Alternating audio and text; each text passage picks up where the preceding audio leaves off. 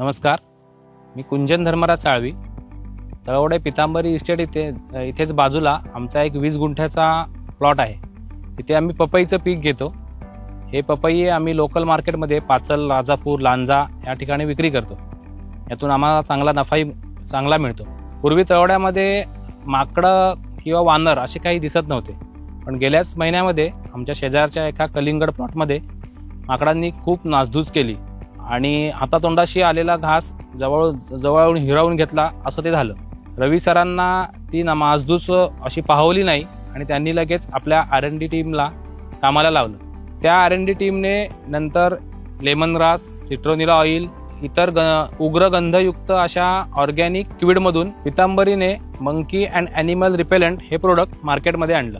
हे प्रोडक्ट मार्केटमध्ये आणल्यानंतर असं दिसलं, वन्य प्राण्यांना वास घेण्याची क्षमता ही माणसाच्या 1000 पटीने जास्त असते. त्यामुळे ह्या वासाचा गंध किंवा वास हा 1 किलोमीटर पर्यंत दूर जाऊन पसरलेला असतो. त्यामुळे वन्य प्राणी आपल्या प्लॉटच्या जवळ किंवा पिकाच्या जवळ फारसे येत नाहीत असं त्यातून जाणवलं. हे मंकी आणि ॲनिमल रिपेलंट फवारणी कशी करायची हे तुम्हाला मी दाखवत आहे.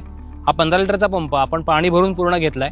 ह्या पंपामध्ये आपण 15 लिटरमध्ये 750 milli monkey and animal repellent टाकणार आहोत. म्हणजे 1 लिटरला 50 मिली असं आपण द्रावण तयार करणार आहोत. म्हणजे 5% द्रावण तयार होतं. नंतर हे द्रावण पूर्णपणे तयार झालेलं आहे आणि आम्ही याच्यामध्ये केलंय. आणि आता ते फवारायचं कसं, तर पूर्ण प्लॉटच्या आपल्या बॉर्डरला, परिघाभोवती आणि प्लॉटच्या आधीमध्ये आणि थोडंसं झाडांवरती फवारलं तरी चालतं असं आपण याचा स्प्रे घेणार आहोत. 8 ते 10 दिवसांपर्यंत आम्हाला माकडांचा किंवा इतर कुठल्याही प्राण्यांचा त्रास दिसला नाही.